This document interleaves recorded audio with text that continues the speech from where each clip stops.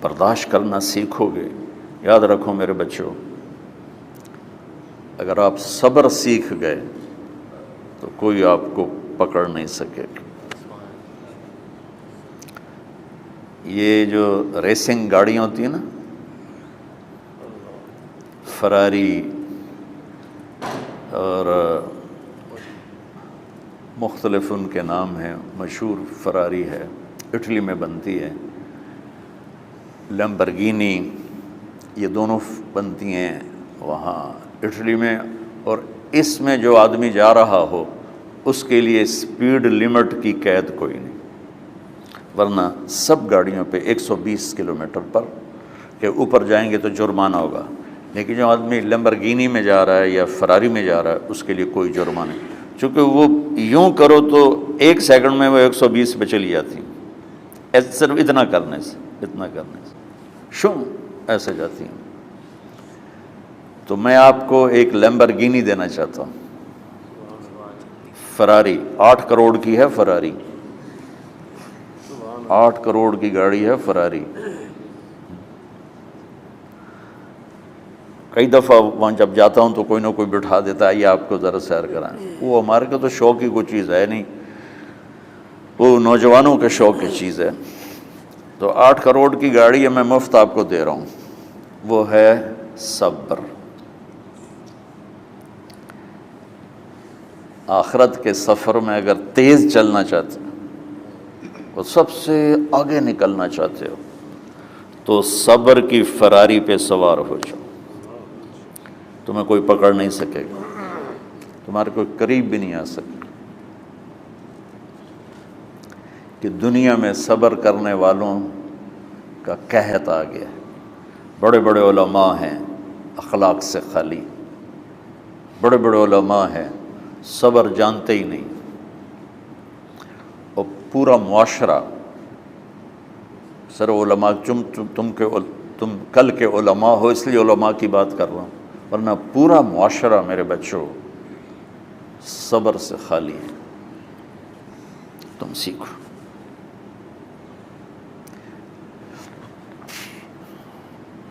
دیکھو میری ایک بات سنو، علم کی کمی ہو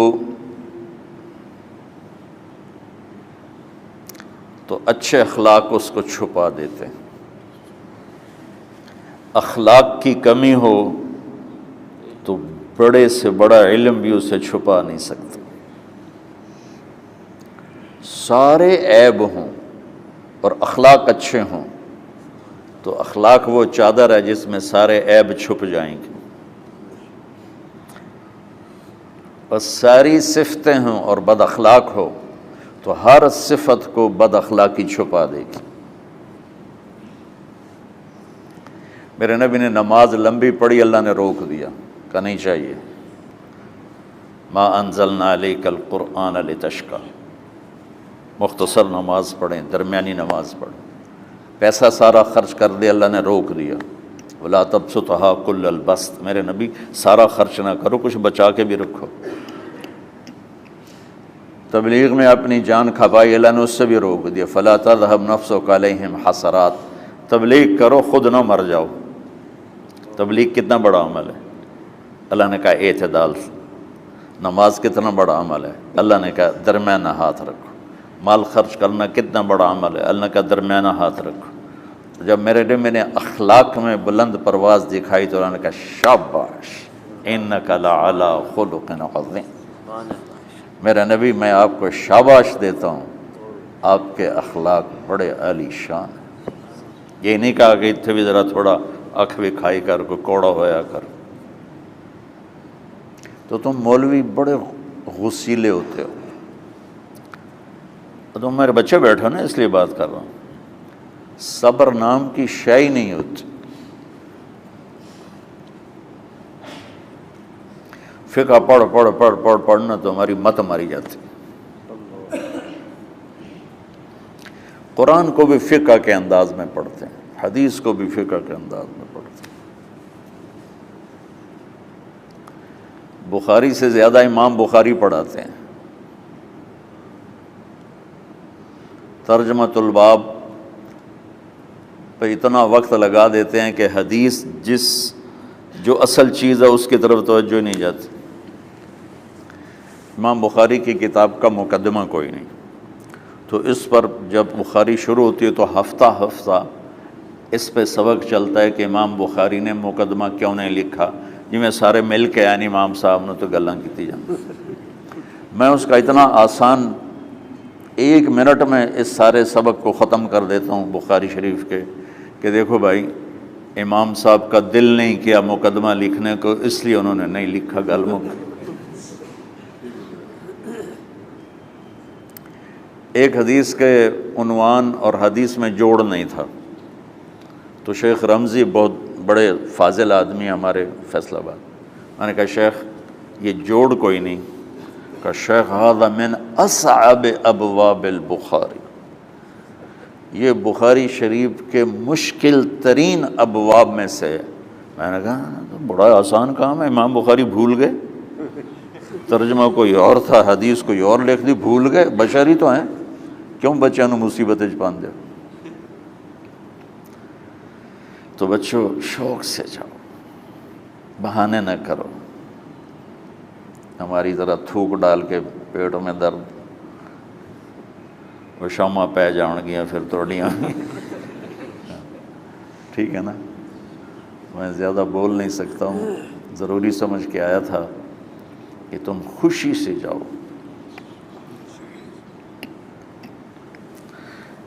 پھر اس میں جو ناگواری آئے گی اسے برداشت کرو گے تو پھر آپ کا صبر بڑھے گا۔ تمہیں صرف میری شہرت نظر آتی ہے، اس میں جتنا مجھے صبر کرنا پڑا ہے وہ تمہارے سامنے نہیں ہے، جتنی کڑوی گولیاں میں نے کھائی ہیں لوگوں سے وہ تو تمہیں نہیں پتا۔ اب تمہیں اتنا نظر آتا ہے کہ واہ واہ ہو رہی ہے آگے پیچھے لوگ، میرے اللہ کا کرم ہے، میری کیا اوقات، آج ہوں کل مر جاؤں گا، اولاد کو بھی یاد نہیں رہے گا کہ طارق جمیل کون تھا۔ جو ہے اس میرے رب کا کرم ہے، مجھے اپنی شہرت سے کبھی دھوکہ نہیں لگا، تو میرے بچوں اس لیے بتا رہا ہوں، کوئی فخر نہیں، کہ مجھے اپنی شہرت سے کوئی دھوکہ نہیں، ایک لمحے کے لیے بھی مجھے دھوکہ نہیں، میرے دل کی گہرائیوں یہ بات اتری کہ سب میرے اللہ کا فضل ہے، اور برائی کرنے والا اور اچھائی کرنے والا میری نظر میں برابر ہو گیا ہے۔ برابر ہونے کا مطلب پہلے سمجھو، تم مجھے گالی دو گے مجھے تکلیف ہوگی، تو میری تعریف کرو گے مجھے خوشی ہوگی، اس کو برابری نہیں کہتے، وہ تو ایک طبعی چیز ہے۔ یہ میں نے ہاتھ پہ اپنا ہی ہاتھ مارا تو اس کو درد ہو رہا، تو اگر میں مولوی شوکت صاحب سے بدتمیزی سے بات کروں گا تو ان کو تکلیف ہوگی، اور میں ان کی قربانیاں بیان کروں گا۔ یہ ذرا کھڑے ہو نا، ادھر ہاتھ دو، یہ اس سارے نقشے کے بانی ہیں، یہ پہلی اینٹ ہے، یہ 3000 روپے اس وقت لے رہے تھے 1985 میں 86 میں کراچی،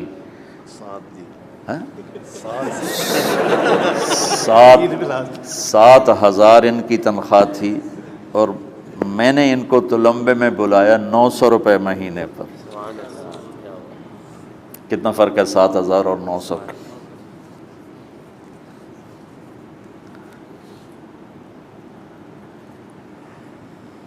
لوگ میری تعریف کرتے ہیں، میں اللہ کا شکر ادا کرتا ہوں، اور اس پہ میں تکبر میں نہیں آتا۔ یہ ہے مدح اور ذم برابر ہو جائے، یعنی تعریف کرنا اور برائی کرنا برابر ہو جانے کا مطلب یہ نہیں ہے کہ برائی کرنا سن کے اثر نہیں ہوتا اور تعریف سن کے اثر نہیں ہوتا، نہیں، برابر ہونے کا مطلب بتا رہا ہوں، اس کی توفیق، تائید، رحمت اپنی اولاد کو بتا رہا ہوں۔ کوئی میری تعریف کرتا ہے میں اللہ کا شکر ادا کرتا ہوں اور اپنے آپ کو بھولتا نہیں ہوں، کوئی میری برائی کرتا ہے تو میرے دل میں اس کے لیے کوئی منفی جذبہ نہیں پیدا ہوتا۔ یہ ہے اچھائی برائی کو برابر کر دینا، کہ میرے اوپر مختلف الزام لگتے ہیں تو میں ان کو پی جاتا ہوں، اور اس طرح کا معاملہ کرنے والوں سے اپنے دل کو بالکل صاف رکھتا ہوں، بالکل صاف، اور میرا ان سے معاملہ اسی طرح ہوتا ہے جیسے پھر آؤ جی اپنی وجہ سے کبھی کسی سے قطع تعلق نہیں کرتا۔ تو بچوں، صبر بہت بڑی دولت،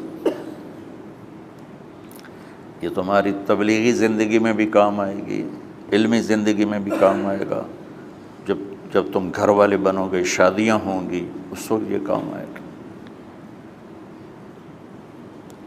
ٹھیک ہے، اب بہانہ تو نہیں کرو گے نا،